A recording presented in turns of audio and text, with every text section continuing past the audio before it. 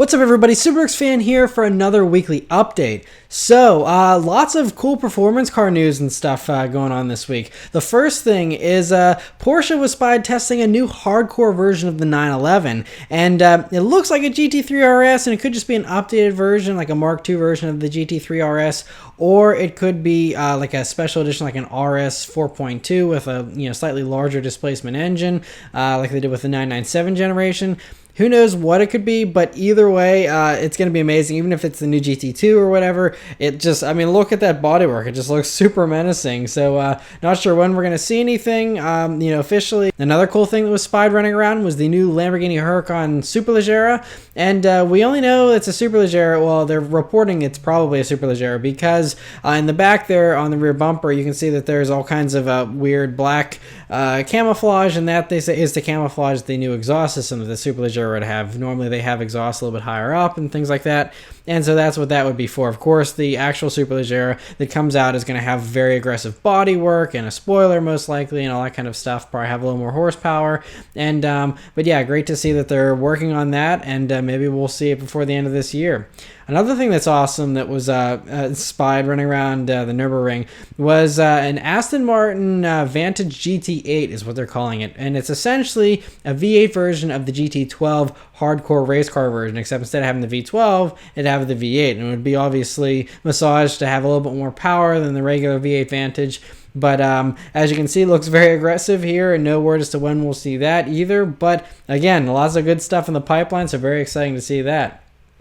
Speaking of really exciting things, Ford officially debuted the Ford GT configurator this past week on how you can spec it out and make your own, and so very cool to do that. They also said that they opened the orders up, the application process, I suppose I should say, for the first 500 of them, and the prices they're saying are around 450 grand, at least well over 400,000 for these, which is that's right up there with the Aventadors and stuff like that, and so I'm sure it's going to be a very, very impressive performer, and it's going to be sold out very quickly regardless, but still great to see that you can at least configure one for those of us that can't actually order one.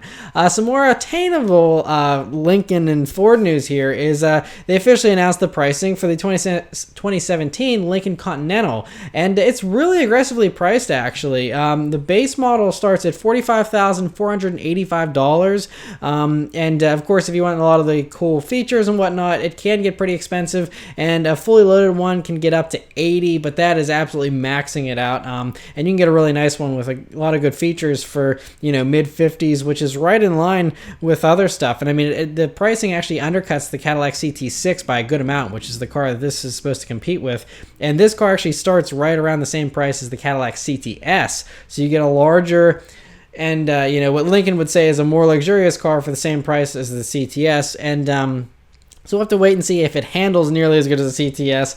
But great to see, that they're bringing all these out. Now, the base engine, there's some new information here for those that don't know that much about the Continental and the trims and whatnot. The base engine that's going to be offered on it is actually a naturally aspirated 3.7-liter V6, like you see in some of the other Lincoln products.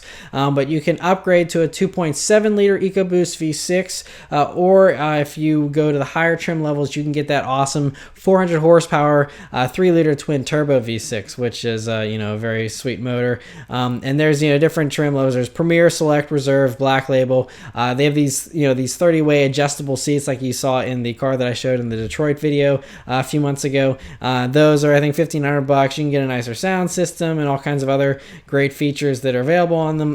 But great to see that. And hopefully, they said 40,000 people are interested in this car. So hopefully, they all go and actually buy one. And the aggressive pricing hopefully will encourage them to do so. So great to see that. Another car that's very competitively priced this week was the Infiniti Q50 RS 400, which stands for Red Sport 400, which is the awesome 400 horsepower version of the Q50. It's the twin-turbo 3-liter V6 engine. It's also going to be going into the Q60, which is the successor to the G37 coupe. And so this Infiniti, though, it's going to be $48,855 for the Q50 RS 400, and that's 400 horsepower for less than 50 grand in a luxury sedan. All-wheel drive adds $2,000 onto the price, so you're looking at almost $51,000 for the all-wheel drive version. But I mean, that's really impressive considering, stuff like the BMW 340i has way less horsepower, and if you put any options on the BMW, it'll be way over the price of the Infiniti. And so, honestly, I think compared to the Germans, this thing has a much better value proposition, and I absolutely loved the handling in the Q50 that I reviewed last year. So giving it the more power that it needed, I think, is going to make this a spectacular choice for those that want a sports sedan. So great to see that. Other Infiniti news is that they teased the new Infiniti QX crossover. The QXs are always the very coupy, aggressive-looking ones, and they're saying it could have some Q60-inspired styling. We'll be seeing the final version of it at the Beijing Motor Show, which is going to be coming at the end of this month, and who knows when it'll be making its way to the States, and still a little ways off, I think, but still great to see that teaser. Now, a rumor this week is a new rumor that Mini is considering building a sedan because I guess they think they've kind of tapped out the hatchback market, and so they're like, well, sedans are still pretty popular in America, so they're considering doing a sedan. Now, they said it would be front-wheel drive, so I guess, it wouldn't overlap the BMWs, with their base models and things like that, since they're always rear-wheel drive or all-wheel drive. So a front-wheel drive little sedan that's got, BMW quality materials and the Mini character would be pretty cool, I think. I'm just concerned that, sedans are kind of going by the wayside with everyone wanting crossovers and SUVs. Sedans, everyone else is like, oh no, we need to get rid of sedans because no one's buying sedans anymore. So for Mini to be like, hey, let's make a sedan, just seems a little strange and ill-timed, but who knows? Maybe it'll work out for them, and who knows if they're actually going to do this. It's just a rumor currently, but great to see that. Some cool news this week from Tesla. Last week they introduced the Model 3. This week it's the Tesla Model S that's getting a facelift and has the front end that's very much inspired by the Model X, and looks pretty good here, I think. I'm still kind of preferring the previous generation Model S. They said this isn't going to be a 2017 model or anything. They don't go with model years. They just kind of do rolling updates. So this is just the new Tesla, I suppose, the new Model S. So other improvements, so they have some new interior trims you can do. There's also the charger on board is now 48 amps instead of 40, so it will charge a little bit faster than before, and a few other small little upgrades as well, but great to see that. Some other Tesla news, a very cool little thing, is there was a new Tesla cheat code that was unlocked this past week that is pretty cool, and it basically turns the autopilot screen in your Model S, whenever you're in autopilot mode, into Mario Kart's Rainbow Road. It's kind of an Easter egg kind of thing, and you know how Tesla loves doing these cool little things, and that just is super cool to me. I actually hated Rainbow Road whenever I was playing Mario Kart back in the day, but cool to see that you can do that. You just basically engage autopilot 4 times in succession very quickly, and it will pop up with that. And so really cool just that they have that, have a little sense of humor and some fun at Tesla. The final Tesla story is that they also unveiled the Model X 75D this past week, and basically what the 75D is they're getting rid of the 70D, and they're giving people a little bit extra range for a $3,000 upcharge over the previous base version of the Model X, and so they just wanted to, I guess, improve the range on it, and so they have the 75D now. Great to see that. And for some not so great news, this past week, we know that the Dodge Dart and the Chrysler 200 are most likely going to end their production after the 2016 model year, but even in an even further drastic attempt to kind of, I guess, kill this car off little by little, Dodge has announced there's only 3 different trim levels now for the Dart, and you can only get the 3 different engines in these 3 different trims. So there's the Dodge Dart SXT Sport, which has the 2-liter Tiger Shark 4-cylinder, 160 horsepower. The Dart Turbo is the only way you get the 1.4-liter Turbo 4 now, which is the mid-range one, and that has 160 horsepower, about 184 pound-feet of torque. And that one only comes with a manual transmission. They're saying it's like, it used to also come with a dual clutch automatic as an option, but everyone didn't like that anyway. So now it's the enthusiast choice, with the 6-speed manual is the only way to get the Dart Turbo. And then there's going to be the Dart GT Sport, which is the top of the line, has the 2.4-liter Tiger Shark 4-cylinder engine, 184 horsepower, and that also is how you can get all the niceties like the reconfigurable digital gauges, the large Uconnect touchscreen, all that kind of stuff. And you can change the color, and there's a few different little trim lines you can switch up, but they're kind of paring down the options on the Dart, which is sad to see because I actually really love the Dart that I reviewed. It was a lot of fun to drive, and I thought it was a pretty cool little car. So sad to see that they're kind of slowly killing that off. Another thing that's sad to see this past week, more bad news. Mazda announced this past week they're not going to be doing a new Mazda Speed 3 or a Mazda Speed 6 based on the current models. They didn't rule it out completely. They said that, they will be doing some kind of Mazda Speed version, something like that, in the future for the next generation of the Mazda 3 and the Mazda 6. And so that's great to, see that they're going to be hopefully doing that. They said that they also want to make it more mature and more upstream. They actually went and called the Mazda Speed 3, the previous version, a little more unmature or immature, I suppose. And so they want to add more maturity to the brand with new Mazda Speed models in the future, and so they'd probably be more expensive, of course, and be a little more refined than the previous versions and things like that. But sadly, they're not coming anytime soon. But you can't blame Mazda too much. They're currently developing some kind of awesome RX-7 successor and this awesome turbo rotary engine we've been hearing about recently. So I'm going to cut them a break. If they have to give up the Mazda Speed 3 so they can go pursue an RX-7 successor, that's fine by me, and I think most enthusiasts will agree. Some other spy shots this week from Porsche is the new 2017 Porsche Panamera Sport Turismo, or some kind of wagon version of the Panamera, was spied running around the Nürburgring. We're hearing that this Sport Turismo version, this shooting brake kind of style, would debut at the Paris Motor Show later this year. And we don't know much more about it, except that it'll probably have all the same engines and options as the standard Panamera, just a new body style. And so great to see that. I'm excited to see the final production version. Another thing I'm excited to see the final production version of is the Alfa Romeo Stelvio, because it was caught with camouflage on this past week, and it looks pretty rough with the camo, but that's the point of camouflage, is to hide all the beauty.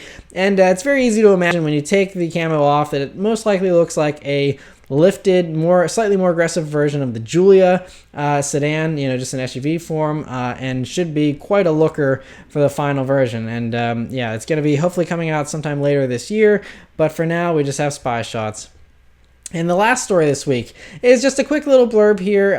The Ford Mustang actually outsold the Audi TT and the Porsche 911 in Germany this past month, for the month of March, which is pretty impressive. Especially, you might say, well, the Mustang's so much cheaper, which is true for the 911, of course, and that's one of the reasons why the Mustang probably outsold the 911. But the Audi TT is actually cheaper in Germany than the Mustang, because the Mustangs are obviously a lot more expensive overseas because of, I don't know why, but they just are, unfortunately.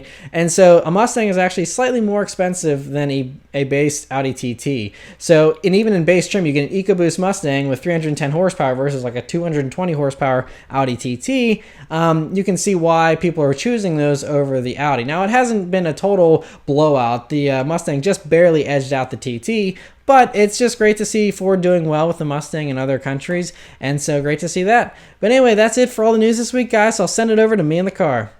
Alright, so hopefully you guys enjoyed the news for this week. As for the rest of the weekly update here, I am currently driving a 2016 Chevy Camaro 2-liter turbo again, but this one is a manual and is a press car that I have for an entire week here. So, I've done reviews of all 3 versions of the Camaro for 2016 already, but I haven't had any as press cars. They've all just been cars I've had for the day that I filmed a review in, and that was it. So I'm really going to be curious to see, one, how this manual feels in the turbo Camaro, because I reviewed an automatic and I haven't driven the manual yet until today, and I literally just got this car like 20 minutes ago, so this is like my first drive in it, and the manual feels great. Feels just as great as it does in the V8 the SS that I reviewed back last year as well. But the other big thing that I'm going to be curious to see over the course of this week here is how the visibility is. Now, I have my seat up way high to try and combat this high dashboard here, and this one is a 1LT. It has a lot of options, the RS and the nicer screen and all that kind of stuff, but it does not have the 2LT package, so I do not have blind spot monitoring.